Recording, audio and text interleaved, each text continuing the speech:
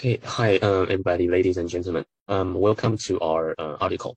Our article title is The Effect of Information Opacity on the Weighting of Performance Measures in the Compensation Contracts of CEOs, Evidence from U.S. Firms. And my name is Liangshen Chen. I'm a PhD student in Department of Accounting, National Taiwan University. Okay, and this is the agenda of my presentation. So first, let me introduce the research motivation. As an accounting student, we're curious about whether the financial statements are really important because in the world, we can use a lot of information provided to make our investment decisions. So my question is, are financial statements really important? Because investors can rely on other information such as stock information or analyst forecasts to make their investment decisions. And in previous years, there are lots of literature which studies different types of informations on the constructions of the compensation contracts.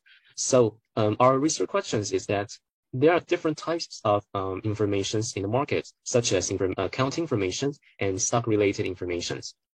And typically in the compensation contracts, it is commonly seen that accounting-based performance measures and stock-based performance measures are the two most commonly used performance measures in the compensation contracts.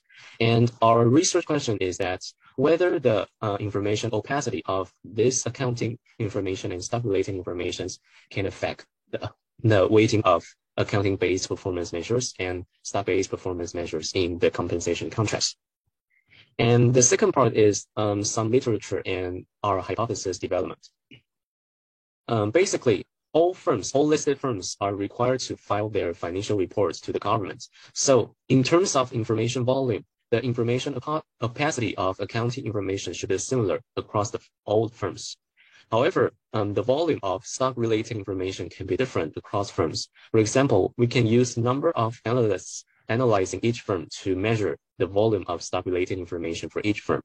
And because there are some well-known companies such as TSMC, which has a lot of analysts who are analyzing their stocks. And in contrast, some unknown firms has a little amount of analysts who analyze their stocks. So the information opacity of stock-related information may not be similar across firms. And this motivates us to study this research.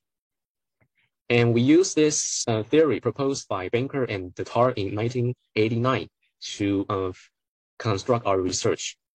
In their theory, they propose that the optimal weight of different types of information in a compensation should be formulated at this formula.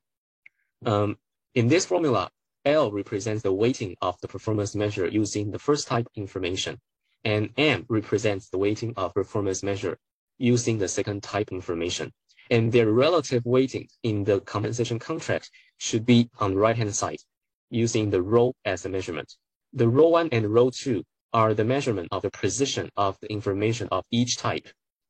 So, according to this formula, if the precision of the first type information is higher, then the first type information can better reflect or capture the reality of the firm.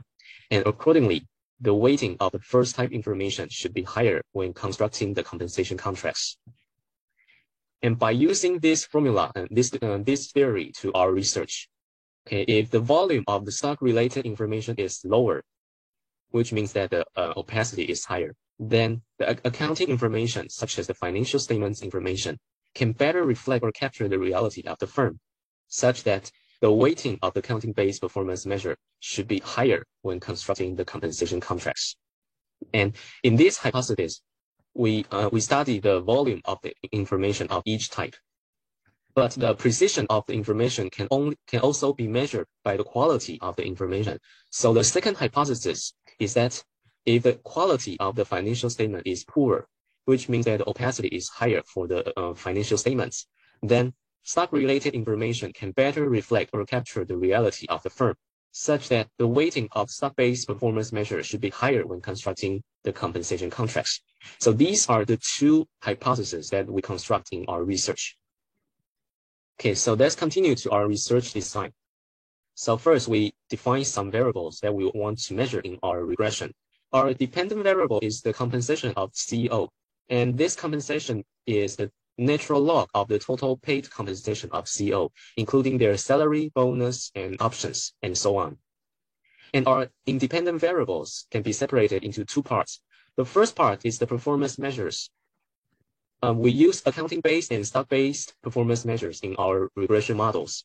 And according to previous literatures, we use return on assets, ROA, as our accounting-based performance measures proxy. And we use stock return, RET, as our stock-based performance measure proxy. And for the information opacity measures, we use accounting information and stock-related information respectively. For the volume of the information, we use spread and analytics of the firms to capture the volume of stock-related information. Spread means the bid-ask spread of the stock of the firms, and analysts captures the number of analysts who analyze the stock of the firm. And for accounting information, we used absolute discretionary accruals to capture the quality of the financial statements. And because there are two formulas provided in the previous literatures to calculate the discretionary accruals, and we use both to calculate the discretionary accruals. And also, as suggested by previous literature, we included 5 control variables in our regression models. So let me introduce our regression models. Model A and Model B capture the volume of the stock-related information. So in Model A, we use spread to capture the volume of the stock-related information. If the volume of stock information is low, then the spread should be high theoretically. So in Model A, we will expect that alpha 4 to be positive and alpha 5 to be negative. Because when the spread is high, we would expect that the weighting put on RET should be lower, and the weighting put on ROA should be higher. On the other hand, in Model B, analysts capture the number of analysts who analyze the stock of the firm. So if the number of analysts is high, then we will expect that the weighting put on RET should be higher, and the weighting put on ROA should be lower. And accordingly, we will expect that beta 4 to be negative and beta 5 to be positive. And Model C and Model D, we want to measure the quality of the information. And we use the absolute discretionary accruals to measure the quality of the accounting financial statements. So if the absolute discretionary accruals is high, it means that the financial statements is, the quality is poor. And therefore, we will expect that gamma 4 and delta 4 to be negative, and gamma 5 and delta 5 to be positive. Okay, so let's take a look at our empirical results. In Model A and Model B, we find that the coefficients are as our expectation. In Model A, we find that the coefficient of ROA and spread, the intersections of them are positive, and the intersection of RET and spread is negative, which means that when spread is high, the weighting put on RET should be lower, and the weighting put on ROA should be higher. And in Model B, we look at analysts, and we find that the coefficients are as our expectations. And in Model C and Model D, we take a look at the absolute discretionary accruals. And we find that when the absolute discretionary accruals is high, then the weighting put on ROA will be lower, and the weighting put on RET would be higher. Although the coefficient is not statistically significant, but the sign is as our expectation. So our conclusion is that, first, the weighting of accounting-based performance measure increases, and weighting of stock-based performance measure decreases if the stock-related information is limited, and vice versa, which is performed in Model A and Model B. And secondly, the weighting of accounting-based performance measure decreases, and the weighting of stock-based performance measure increases if the quality of accounting information is poor, which is performed in Model C and Model D. So generally, we verify the theory provided by Banker and Datar in 1989.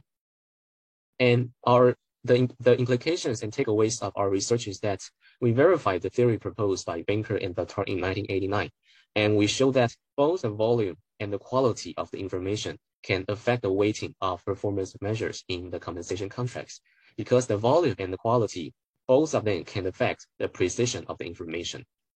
Therefore, when we ask for more information to be publicly released, we should also be cautious about the quality of the information provided.